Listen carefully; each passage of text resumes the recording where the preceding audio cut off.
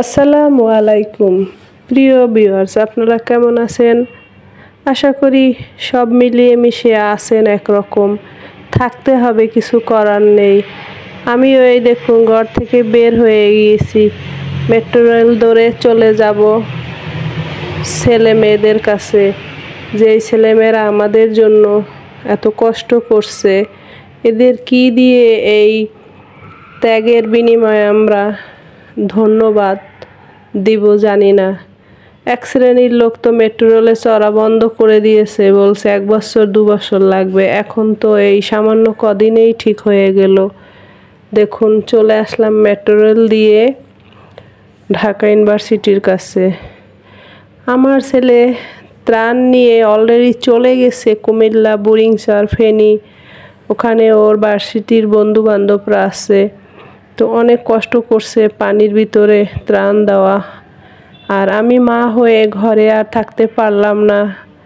প্রতিদিন কম বেশি বাসার সামনে লোকজন আসে, তো ওদের যা পারি আমার সাধ্য মতো আমি হাতে কাউকে ফিরিয়ে দেই না, আমি দেই।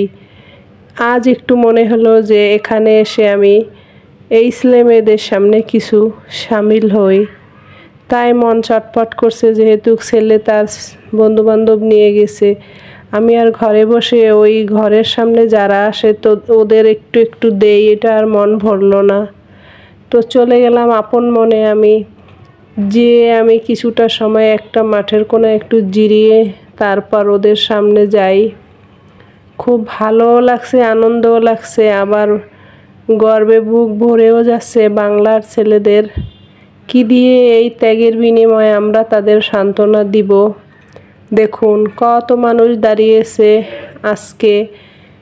এই 4 দিন না 3 দিনের মাথায় ওরা অসংখ্য পরিমাণে ত্রাণ সামগ্রী আসছে। তবে আজকে কাপড়গুলো নেয় না, কারণ অসংখ্য কাপড় জমা হয়ে গেছে। এখন আর কাপড় দিয়ে কী হবে, এখন শুধু শুকনা খাবার আর নগদ টাকা। তো প্রচুর পরিমাণে এখানে লোক ত্রাণ সামগ্রী দিচ্ছে, নগদ টাকা দিচ্ছে। আমিও আমার সাধ্য মতো যা পারছি দিচ্ছি। চারিপাশ ঘুরে ঘুরে দেখছি, কতটা আনন্দ লাগছে। প্রিয় ভিউয়ার্স, প্রিয় বাংলাদেশ, আমাদের স্বাধীন দেশের মানুষ, যার যার সাধ্য মতো আপনারা তো দিচ্ছেন জানি।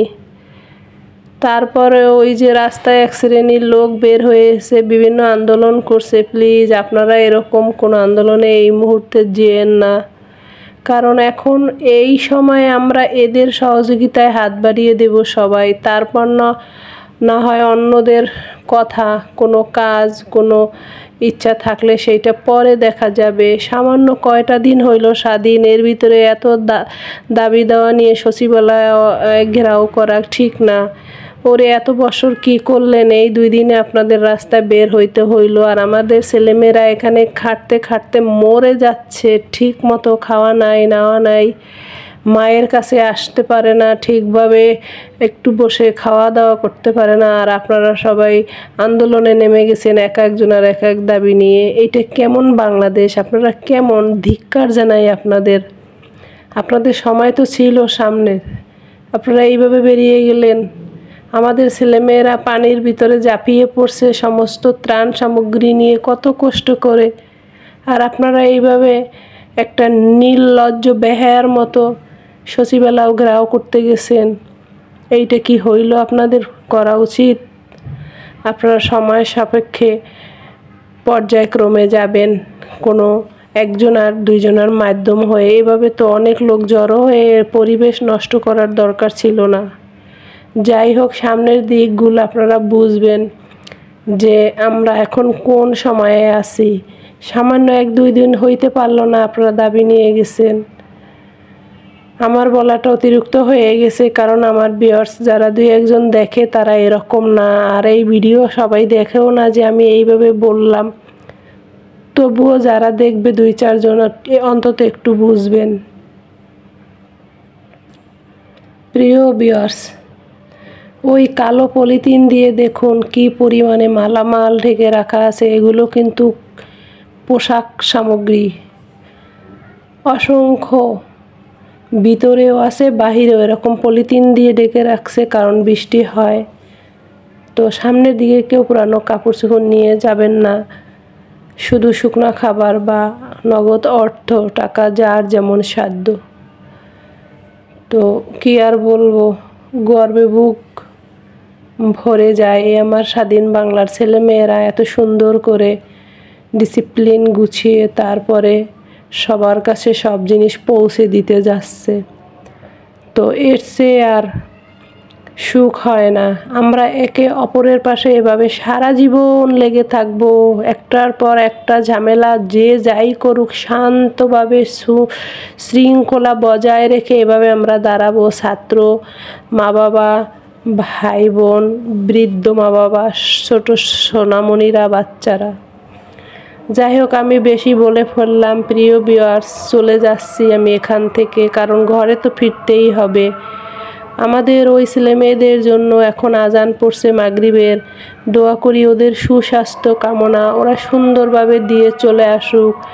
শহীদের মর্যাদাও বুঝবে, পানিবন্দিরও বুঝবে, সব রকম বিপদ আপদের মোকাবেলা ওরা করতে পারবে। সেই প্রত্যাশা আমার পক্ষ থেকে দোয়াও করছি, আপনারাও করবেন। তো কি আর বলবো, যেতে যেতে ইউনিভার্সিটি এলাকায় পাশে কিছু স্মৃতি দেখে যাচ্ছি। এই দেখুন একটা মাজার এর পাশে, এটার নামটা আমার এখন সঠিক মনে নেই, কারণ অনেক আগে দেখেছিলাম, আবার চোখে পড়লো, একটু ক্যামেরাবন্দি করে আপনাদের মাঝে শেয়ার করলাম। ওই দেখুন পাশে সেই পুরানো আমলের মসজিদ, আর এখন আজানও বেশি আসছে মসজিদের। আল্লাহ যেন এখানকার মুসল্লিদের উসিলায় আমাদের সকলের আশা পূরণ করে। তার কিছু পাশে আবার এরকম খোলা মাঠ, মাঠের পাশে কত সুন্দর গাছ, গাছগুলো একদম দেখে ভালো লাগলো, তাই একটু ক্যামেরাবন্দি করলাম। সবুজ ঘাসের উপরে হাঁটতে দারুণ লাগছে, আর এরকম গাছ দেখে একদম মন জুড়িয়ে যায়। ঢাকা শহরে এরকম সৌন্দর্য পাওয়াটা তো মুশকিল, ওই কলেজ ইউনিভার্সিটি এলাকায় একটু পাওয়া যায়। তো প্রিয় ভিউয়ার্স, দেখতে দেখতে সময় চলে আসছে, বাসার উদ্দেশ্যে রওনা দিচ্ছি। আপনাদের সুস্বাস্থ্য কামনা করছি, আপনারা সুসম্পর্ক বজায় রেখে চলবেন, ফ্যামিলিদের ভালোবাসা নিয়ে থাকবেন। আর কি বলবো, ছেলে মেয়েদের জন্য দোয়া করবেন। আল্লাহ হাফেজ।